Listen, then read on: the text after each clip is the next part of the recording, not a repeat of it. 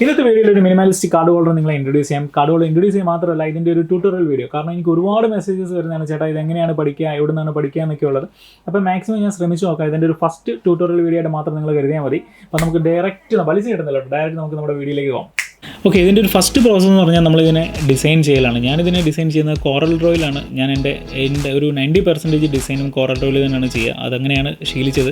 അപ്പം കോറൽ ഡ്രോയിൽ ഇത് ഡിസൈൻ ചെയ്തിട്ട് നമ്മൾ പ്രിൻ്ററിൽ ഇതിൻ്റെ ഒരു പ്രിൻ്റ് ഔട്ട് കട്ട് ചെയ്ത് ടെംപ്ലേറ്റ് മേക്ക് ചെയ്യലാണ് ഫസ്റ്റ് പ്രോസസ്സ്. ഇതാണ് നമ്മൾ അതിൻ്റെ ടെംപ്ലേറ്റ് ക്രിയേറ്റ് ചെയ്യുന്നത്. നമ്മൾ കോറൽ ഡ്രോയിൽ ചെയ്തിരിക്കുന്ന ടെംപ്ലേറ്റ് ഞാൻ ഒരു ഇച്ചിരി GSM കൂടുതലുള്ള പേപ്പറിൽ ടെംപ്ലേറ്റ് അതിൻ്റെ ക്രിയേറ്റ് ചെയ്തിട്ടുണ്ട്. വിത്ത് ഹോളാണ് ഞാൻ ചെയ്യുക. അപ്പോൾ നമുക്ക് ഹോൾസ് മാർക്ക് ചെയ്യാനും അതിൻ്റെ എലൈൻമെൻ്റ് ഒന്നും തെറ്റില്ല. അപ്പോൾ ഇതൊരു പെർഫെക്ഷൻ കുറച്ചുകൂടെ കൂടുതൽ കിട്ടും. ഡിസൈനും പാറ്റേണും ഒക്കെ നമ്മൾ കംപ്ലീറ്റ് ആക്കിയാൽ ഞാൻ നെക്സ്റ്റ് സ്റ്റെപ്പിൽ പോകുന്നത് ഇതിൽ ഏത് മെറ്റീരിയൽ യൂസ് ചെയ്തതായിരിക്കും ആ പ്രോഡക്റ്റിൻ്റെ ഒരു ഫൈനസ്റ്റ് വരിക എന്നുള്ളതാണ്. അപ്പോൾ ഞാൻ ഇന്ന് ചൂസ് ചെയ്തിരിക്കുന്ന റോയൽ ഗ്രീൻ ലെതറാണ്. റോയൽ ഗ്രീൻ പ്ലസ് ബ്രൗൺ കളറും കൂടെ ഉള്ള ഒരു കോമ്പിനേഷനിലാണ് ഈ ഒരു ഡിസൈൻ ഞാൻ കംപ്ലീറ്റ് ചെയ്തിരിക്കുന്നത്. ഇതിനകത്ത് ഞാൻ ചൂസ് ചെയ്തിരിക്കുന്നത് ബഫലോ സ്കിന്നാണ്. വെജിറ്റബിൾ ആൻഡ് പ്രോസസ്സിലാണ്, അതായത് ആഫ്റ്റർ യൂസ് പെറ്റിനയും കാര്യങ്ങളൊക്കെ ഡെവലപ്പ് ആകുന്ന ഒരു മെറ്റീരിയലാണ് ഇന്ന് നമ്മൾ ഇതിലേക്ക് വേണ്ടി ഈ ഒരു പ്രോജക്റ്റിലേക്ക് വേണ്ടിയിട്ട് നമ്മൾ സെലക്ട് ചെയ്തിരിക്കുന്നത്. ഓക്കെ, നെക്സ്റ്റ് പ്രോസസ്സ് എന്ന് പറഞ്ഞാൽ നമ്മളിതിനെ വേസ്റ്റേജ് കൂടാതെ തന്നെ നമ്മൾ ലെതർ പാറ്റേൺ കട്ട് ചെയ്തെടുക്കലാണ് ഇതിൻ്റെ മെയിൻ ഒരു പ്രോസസ്സ്. അത് അത്യാവശ്യം പ്രാക്ടീസ് ചെയ്ത് മേക്ക് ചെയ്തെടുക്കുന്ന ഒരു മെത്തേഡും കൂടാണ് കേട്ടോ. പിന്നീട് ഈ ഒരു ടൂളിനെ കുറിച്ചാണ് ഏറ്റവും കൂടുതൽ ആൾക്കാർ ഒരു കൺഫ്യൂസും കാര്യങ്ങൾ. ഇത് എവിടെ നിന്ന് പർച്ചേസ് ചെയ്യാമെന്നുള്ളതാണ്. ഇത് ആക്ച്വലി നമ്മൾ ഹോൾ പഞ്ച് ചെയ്യുന്ന, അതായത് ലെതറിൽ നമ്മൾ സ്റ്റിച്ച് ചെയ്യുന്നതിന് ഹോൾ പഞ്ച് ചെയ്യുന്ന ടൂളാണിത്. ഇതിൻ്റെ പല MM-ലുള്ള പല സൈസിലുള്ളതും കിട്ടും. പക്ഷേ നമുക്കിത് വാങ്ങിക്കാൻ എവിടെ കിട്ടും എന്നുള്ളത് ഞാൻ എൻ്റെ ഡിസ്ക്രിപ്ഷനിൽ, യൂട്യൂബിൽ ഇതിൻ്റെ ഫുൾ വീഡിയോ ഇടാം. അതിൻ്റെ ഡിസ്ക്രിപ്ഷനിൽ ഞാൻ ഇത് എവിടെ നിന്ന് ലിങ്ക് പർച്ചേസ് ചെയ്യാനുള്ള ഡീറ്റെയിൽസും കാര്യങ്ങളൊക്കെ ഞാൻ ആഡ് ഓൺ ചെയ്യാം. സ്റ്റിച്ച് ചെയ്യാനുള്ള ഹോൾ ഇട്ട് കഴിഞ്ഞാൽ നെക്സ്റ്റ് പ്രോസസ്സ് നമ്മളിതിനെ കൂട്ടി യോജിപ്പിക്കുക എന്നുള്ളതാണ്. അപ്പോൾ അതിന് നമ്മൾ കൂട്ടി യോജിപ്പിക്കാൻ ഏത് ലെതർ മറ്റേ ലെതറിൻ്റെ മേളിലേക്കാണ് വരുന്നത് അവിടെ സ്ക്രാച്ച് ചെയ്തിട്ട് വേണം, അതിനെ കുറച്ചുകൂടെ ബോണ്ടിങ് കിട്ടാൻ വേണ്ടിയിട്ടും സ്ക്രാച്ച് ചെയ്തിട്ട് വേണം നമ്മളിതിനെ ചെയ്യാൻ. പിന്നെ നെക്സ്റ്റ് പ്രോസസ്സ് എന്ന് പറഞ്ഞാൽ ഇതിനെ സ്ക്രാച്ച് ചെയ്യലാണ് കേട്ടോ. വൺസ് നമ്മളിതിനെ ഗ്ലൂ ചെയ്ത് കഴിഞ്ഞാൽ നെക്സ്റ്റ് പ്രോസസ്സ് എന്ന് പറഞ്ഞാൽ ഇതിനെ സ്റ്റിച്ച് ചെയ്യലാണ്. സ്റ്റിച്ച് ചെയ്യാൻ നമ്മൾ യൂസ് ചെയ്യുന്ന ത്രെഡ് എന്ന് പറഞ്ഞാൽ നൈലോൺ പോളി ത്രെഡാണ് യൂസ് ചെയ്യുന്നത്. അത്യാവശ്യം ഡ്യൂറബിലിറ്റി, അത്യാവശ്യത്തിൽ കൂടുതൽ ഡ്യൂറബിലിറ്റി ഉള്ള ഒരു ത്രെഡാണിത്. ഇതിന് നമ്മൾ നമ്പർ യൂസ് ചെയ്യുന്നത് 10 നമ്പർ ത്രെഡ് ഇട്ടാണ് ഞാൻ യൂസ് ചെയ്യുന്നത്. അത്യാവശ്യം ഡ്യൂറബിലിറ്റി ആയിരിക്കും. നമ്മുടെ ലെതർ പോലെ തന്നെ സ്ട്രോങ് ആയിരിക്കും. ഈ ഒരു ഇത് പൊട്ടിപ്പോകില്ല, ഒരു കാരണവശാലും പൊട്ടിപ്പോകില്ല. നമ്മളല്ലെങ്കിൽ പൊട്ടിക്കണം മനഃപൂർവ്വം.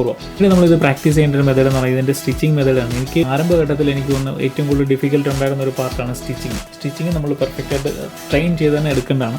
ഇതിൽ നമ്മൾ 2 സൂചി എടുത്തിട്ടാണ് നമ്മളിതിനെ സ്റ്റിച്ച് ചെയ്യുന്നത്. 2 സാഡിൽ സ്റ്റിച്ചിങ് എന്നാണ് ഇതിനെ പറയുക. ഇതിൻ്റെ സ്റ്റിച്ചിങ് ഞാൻ ഈ ഒരു വീഡിയോയിൽ കൂടെ നിങ്ങളെ ട്രെയിൻ ചെയ്യാൻ ശ്രമിക്കാം. അതായത് ഫസ്റ്റ് ഹോൾ നമ്മൾ ഇൻസൈഡ് ചെയ്ത് കഴിഞ്ഞാൽ സെക്കൻഡ് ഹോളിലേക്ക് പോയി കഴിഞ്ഞ് ഫസ്റ്റ് ക്രോസ്, ഈ വീഡിയോയിൽ കൂടെ എത്രത്തോളം കാണാൻ പറ്റുന്നില്ല, ഇതിൻ്റെ ഫസ്റ്റ് ക്രോസ് എടുക്കുക. എന്നിട്ട് അതിനെ ഒന്ന് ലോക്ക് ചെയ്യാം. ഇതാണ് ഫസ്റ്റ് നോട്ട് വരിക. ഫസ്റ്റ് നോട്ട് നമ്മൾ എപ്പോഴും സെൻട്രലായിട്ട് തന്നെ മേക്ക് ചെയ്യണം. ഈ ഒരു പ്രോസസ്സ് കണ്ടിന്യൂ ചെയ്ത് പോകുമ്പോൾ നമുക്കൊരു പാറ്റേൺ അവിടെ ക്രിയേറ്റ് ആയി കിട്ടും. വൺസ് ഇത് സ്റ്റിച്ച് ചെയ്ത് കഴിഞ്ഞാൽ ഇതുപോലൊരു 6 ആക്ക് പാറ്റേൺ കിട്ടും. എനിക്ക് ഈ ഒരു പാറ്റേൺ ഭയങ്കര ഇഷ്ടമാണ്. അപ്പോൾ ഞാൻ എപ്പോഴും ഫോളോ ചെയ്യുന്നത് ഈ ഒരു മെത്തേഡ് തന്നെയാണ്. വൺസ് അത് എൻഡ് ചെയ്ത് കഴിഞ്ഞാൽ അതിനെ ലോക്ക് ചെയ്യുക. ഒന്ന് റിവേഴ്സ് സ്റ്റിച്ച് ചെയ്ത് കഴിഞ്ഞാൽ അത് ലോക്കായി വരുന്നതാണേ. വൺസ് സ്റ്റിച്ച് ചെയ്ത് കഴിഞ്ഞാൽ നമ്മളവിടെ ലൈറ്റ് ചെയ്ത് അതിനെ ഫിക്സ് ചെയ്യണേ. ഇനി ഇതിൻ്റെ ലാസ്റ്റ് പ്രോസസ്സ് എന്ന് പറഞ്ഞാൽ നമ്മളിതിൻ്റെ എഡ്ജ് ഫിനിഷിംഗ് ആണ്. എഡ്ജ് ഫിനിഷിങ്ങിൽ നമ്മൾ ഇതുപോലത്തെ ടൂൾ നമുക്ക് യൂസ് ചെയ്യാം, അല്ലെങ്കിൽ ഇതുപോലത്തെ സാൻഡ് പേപ്പർ നമുക്ക് യൂസ് ചെയ്യാം. സാൻഡ് പേപ്പറിൽ ചെയ്യുന്നതാണ് എനിക്ക് വളരെ ഇഷ്ടം. അപ്പോൾ ഞാനത് ചെയ്ത് കഴിഞ്ഞിട്ടുള്ള ഫിനിഷിങ് കാര്യങ്ങളൊക്കെ നിങ്ങളെ കാണിക്കാം. ഇതിൻ്റെ റഫായിട്ടുള്ളത് കൂടെ നിങ്ങളൊന്ന് വേണമെങ്കിൽ നോക്കിക്കോളൂ. ഇതാണ് റഫായിട്ടുള്ളൊരു പോർഷൻ. കൂടുതൽ ഈ ഒരു ടൂൾ കൺഫ്യൂസിങ് ഉണ്ടാക്കുന്നതാണ്. ഇത് എഡ്ജ് ബെവലർ എന്നാണ് പറയുക. ഇത് നമ്മൾ എഡ്ജ് ഷേപ്പ് ആക്കാൻ വേണ്ടിയിട്ട് യൂസ് ചെയ്യുന്നൊരു ടൂളാണ്. ഇതിൻ്റെയും ലിങ്ക് ഞാൻ ഡിസ്ക്രിപ്ഷനിൽ ആഡ് ചെയ്യാം കേട്ടോ, യൂട്യൂബിൽ. ഇത് വെച്ച് നമുക്ക് ഇതിനെ എഡ്ജ് റൗണ്ട് ആക്കി എടുക്കാൻ പറ്റുന്നു.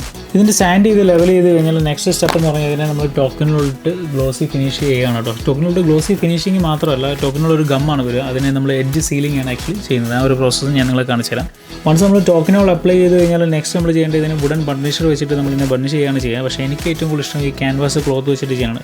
ഭയങ്കര സോഫ്റ്റ് ആയിരിക്കും. നമ്മൾ ചെയ്യുന്ന ഒരു മെത്തേഡ് നമുക്ക് ഈസി ആയിട്ട് നമുക്ക് എൻജോയ് ചെയ്യാനും പറ്റും. ഇത് വെച്ച് ഫിനിഷ് ചെയ്ത് കഴിഞ്ഞാൽ വളരെ ഫാസ്റ്റായിട്ട് ഇതിൻ്റെ ഒരു ഗ്ലോസി ഫിനിഷ് ആണെങ്കിൽ വളരെ ഫാസ്റ്റായിട്ട് നമുക്ക് കിട്ടുകയും ചെയ്യും കേട്ടോ. തടിയേക്കാളും എനിക്ക് കുറച്ചുകൂടെ ഞാനിതാണ് കൂടുതലും പ്രിഫർ ചെയ്യുന്നത്. ഓക്കെ, അങ്ങനെ നമ്മുടെ പ്രോഡക്റ്റ് കംപ്ലീറ്റ് ആയിരിക്കുകയാണ്. ഈ പ്രോഡക്റ്റിലേക്ക് നമുക്ക് എത്ര കാർഡ്സ്, എനിക്ക് 6 കാർഡിനാണ് ഞാനിത് ഡിസൈൻ ചെയ്തിരിക്കുന്നത്. നമുക്ക് മാക്സിമം എത്ര കാർഡ് വെക്കാൻ പറ്റുമെന്ന് വേണമെങ്കിൽ അതും ട്രൈ ചെയ്ത് നോക്കാം. ഇതിൽ ഫസ്റ്റ് കാർഡ് ഞാൻ ഇതിൻ്റെ ഫസ്റ്റ് സ്ലോട്ടിലേക്ക് ഇൻസൈഡ് ചെയ്ത് വെക്കുകയാണ്. വളരെ സ്മൂത്തായിട്ട് അത് കയറുന്നുണ്ട്. കാരണം ഈ ഒരു സൈഡിൽ സ്റ്റിച്ചിങ് ഞാൻ കൊടുത്തിട്ടില്ല. സ്റ്റിച്ചിങ് കൊടുക്കാതെ ഞാൻ റാപ്പ് ചെയ്തെടുക്കുകയാണ്. അതായത് ഇതിൻ്റെ ഒരു ലെങ്ത്ത് വന്നിട്ട് നോർമൽ ഒരു കാർഡ് ഹോൾഡറിൻ്റെ ലെങ്ത്തിനേക്കാളും ഇച്ചിരി ചെറുതാണ് ഇത്. കാരണം ഇവിടെ സ്റ്റിച്ചിങ് ഇല്ലാത്തതുകൊണ്ട് തന്നെ ഇതിനെ റാപ്പ് ചെയ്തുകൊണ്ട് തന്നെ ഇതിൻ്റെ മെഷർമെൻറ്റ് വന്നിട്ട് 10 സെൻറ്റിമീറ്ററാണ് ഇതിൻ്റെ ഒരു ലെങ്ത്ത് വരുന്നത്. 7.5 സെൻറ്റിമീറ്റർ മാത്രമേ ഇതിൻ്റെ ഹൈറ്റ് ഉള്ളൂ.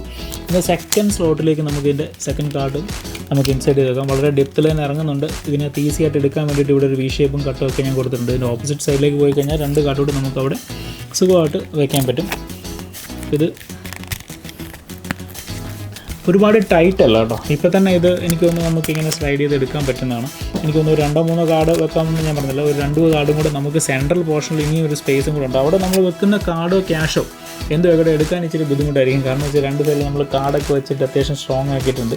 അപ്പോൾ ഇതൊരു കാർഡ് ഹോൾഡർ, മിനിമാലിസം കീപ്പ് ചെയ്യുന്ന ആളുകൾക്കാണ് ഇതൊരു പ്രോഡക്റ്റ് ബെസ്റ്റ്. എന്തായാലും കുറച്ച് നാൾ ഇനി ഇത് ഞാൻ ഉപയോഗിക്കുന്നതായിരിക്കും. അപ്പോൾ ഇത്രയൊക്കെയാണ് ഈ ഒരു പ്രോഡക്റ്റിൻ്റെ വിശേഷങ്ങൾ. അപ്പോൾ നെക്സ്റ്റ് ട്യൂട്ടോറിയലും കുറച്ചുകൂടെ ബെറ്റർ ട്യൂട്ടോറിയൽ എടുക്കാൻ ഞാൻ ശ്രമിക്കാം.